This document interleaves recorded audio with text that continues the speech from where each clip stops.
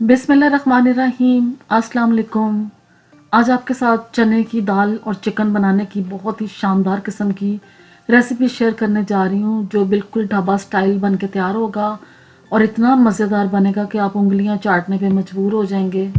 इस सालन को बनाने का तरीका भी बहुत ईजी है, झटपट से बन के तैयार हो जाएगा। जायके में इतना लाजवाब बनेगा कि जब आप एक मरतबा इस तरीके से बनाएंगे ना तो हमेशा ऐसे ही बनाना पसंद करेंगे। तो चलें शुरू करते हैं अपनी आज की रेसिपी और बनाते हैं बहुत ही शानदार किस्म का दाल गोश्त। इससे पहले अगर आप मेरे चैनल पे बिल्कुल न्यू हैं और फर्स्ट टाइम देख रहे हैं तो प्लीज़ चैनल को सब्सक्राइब, लाइक और शेयर ज़रूर करें। चना दाल चिकन बनाने के लिए मैंने दाल ली है चने की, और ये 2 कप चने की दाल है जिसको मैं अच्छे तरीके से भिगो दूंगी और 2-4 घंटे इसको भिगोने के बाद वॉश करेंगे। और वॉश करने के बाद इसको हम बॉईल कर लेंगे, जो 80% तक हमने इसको बॉईल करना है। तो इस तरह चने की दाल को मैंने अच्छे तरीके से भिगो दिया था। अब इसको हम वॉश करके बॉईल कर लेंगे। इस मेथड से चने की दाल गोश्त बनाना बहुत ही आसान हो जाता है। तो अब चने की दाल गोश्त किस तरीके से बनाना है, सबसे पहले मैंने लिया एक पैन और इसमें डालेंगे देसी घी, जो मैं इसमें आधा कप डाल रही हूँ। हाफ कप देसी घी डालने के बाद जैसे ही थोड़ा सा ये मेल्ट होगा ना तो इसमें हमने प्याज डाल देना है। एक बड़े साइज़ का प्याज स्लाइसिस में कटा हुआ ये डाल दिया है। इस प्याज को हमने फ्राई करना शुरू करना है। प्याज को बस हमने सिर्फ फ्राई करना है, इतना कि थोड़ा सा नरम हो जाए, सॉफ्ट हो जाए। इसको हमने ज़्यादा कलर वगैरह नहीं देना। तो तब तक हम इसको ऐसे ही फ्राई करेंगे। जैसे प्याज देखेंगे कि थोड़ा सा सॉफ्ट हो गया है, नरम हो गया, इसकी अच्छी सी खुशबू आनी शुरू हो गई है, तो फिर इसमें हम डालेंगे लहसुन अदरक का पेस्ट, जो इसमें मैंने 1 टेबलस्पून भर के डाल दिया था। ये डाल के अब इसको भी हम अच्छे तरीके से प्याज के साथ फ्राई करेंगे।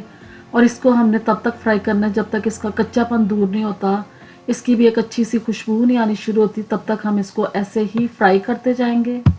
अब जैसे ये दोनों चीज़ें फ्राई हो जाएंगी ना, इनकी अच्छी सी खुशबू आनी शुरू हो जाएगी, तो फिर इसमें हम डालेंगे चिकन। चिकन मैंने हाफ के जी लिया था, बोन्स वाला चिकन है जिसका मैं इस्तेमाल कर रही हूँ। चिकन डाल के तो इसको अब हम इसमें फ्राई करना शुरू करेंगे। और चिकन को भी हमने इतना फ्राई करना है जब तक इसका कलर नहीं चेंज होता, तब तक हम इसको ऐसे ही फ्राई करते जाएंगे। इस तरह यह है कि चिकन की भी अच्छी खासी कुकिंग हो जाएगी और चिकन भी थोड़ा बहुत सॉफ्ट हो जाएगा, नरम हो जाएगा और पक जाएगा। अब इस तरीके से इसको जैसे मैंने फ्राई किया है, जैसे जैसे कर रहे हैं ना, तो इसका कलर जो है ये चेंज होता जा रहा है। चिकन बहुत ही अच्छे तरीके से इसमें फ्राई हो रहा है। तो इसमें अब हम डाल देंगे टमाटर। एक बड़े साइज़ का मैंने टमाटर लिया था, स्मॉल पीसेस में काट के, ये भी इसमें डाल दिया है। चिकन का हमने बहुत ही अच्छा सा मसाला बना के तैयार करना है। दाल को हमने पहले से बॉईल कर लिया हुआ है, तो सिर्फ चिकन की हमने अच्छी जो भुनाई है और इसकी पकाई है वो करना है, जिसके साथ चिकन का जायका बहुत ही कमाल का लगेगा। अब इसमें मसाले डालेंगे 1 टीस्पून नमक का, 1 teaspoon red chilli powder, half teaspoon मैंने हल्दी का डाला है, हाफ़ टी स्पून ही मैंने काली मिर्च का पाउडर डाला है और सफ़ेद ज़ीरा डाला है 1 टीस्पून। ये सब मसाले डाल के तो इसके साथ अब चिकन को हम पकाना शुरू कर देंगे। अब इसमें हमने मसाले डाले हैं तो थोड़ा सा पानी इसमें ज़रूर डालें, क्योंकि मसाले जलते नहीं हैं इस तरीके से और बचत हो जाती है। तो थोड़ा सा इसमें मैंने पानी डाला है, आधा कप के करीब। और इसमें अब इस चिकन को हम भूनेंगे। मसालों का जब तक कच्चापन दूर नहीं ना होता, तब तक इन मसालों के साथ हमने चिकन को बहुत ही अच्छे तरीके से पकाना है। 5-7 मिनट ऐसे ही इसको पकाएंगे और जब मसाले इसमें रच बस जाएंगे तो फिर इसमें मैं पानी डालूंगी, जो मैं 1 गिलास पानी भर के डाल दूंगी, जिसके साथ चिकन को हम मज़ीद थोड़ा सा और पकाएंगे, सॉफ्ट करेंगे। तो अब पानी डालने के बाद इसको मैंने कवर कर दिया था। कवर करके इसके जब तक बॉयल नहीं आता तब तक इसको हम ऐसे ही पकाएंगे। और जब इसमें एक बॉयल आ जाएगा और देखें चिकन बहुत ही अच्छे तरीके से पक रहा है, तो इसको थोड़ा सा मिक्स करेंगे। और अब हम इसमें कुछ साबुत मसाले शामिल करेंगे जिनका जायका और खुशबू इसमें आएगी। तो इसको थोड़ा सा इस तरीके से मिक्स करने के बाद इसमें अब जो मसाले मैं शामिल कर रही हूँ ना, उसमें डालेंगे सिनेमन स्टिक का 1 पीस, जो मैं तोड़ के डाल रही हूँ। ये डालने के बाद इसमें हम खुशबू और जायके के लिए लौंग डाल देंगे, 2 लौंग डाले हैं। ये डाल के इनको भी अब हम इसमें पकाएंगे अच्छे तरीके से। चिकन को हमने बहुत भूनना है, बहुत अच्छे तरीके से इसकी भुनाई करनी है। कुछ देर भूनने के बाद चिकन को मैंने फिर से कवर कर दिया था, और कवर करने के बाद जब इसे चेक किया ना तो आप इसकी लुक देखें, कितना इसका पानी रिड्यूस हो गया है। चिकन बहुत ही अच्छे तरीके से पक रहा है। इसमें जो घी हमने डाला था ना वो देखने में नज़र आना शुरू हो गया है। तो बस अब यही टाइम है जिस टाइम पे हम इसमें दाल शामिल करेंगे जो हमने पहले से बॉईल करके रखी थी।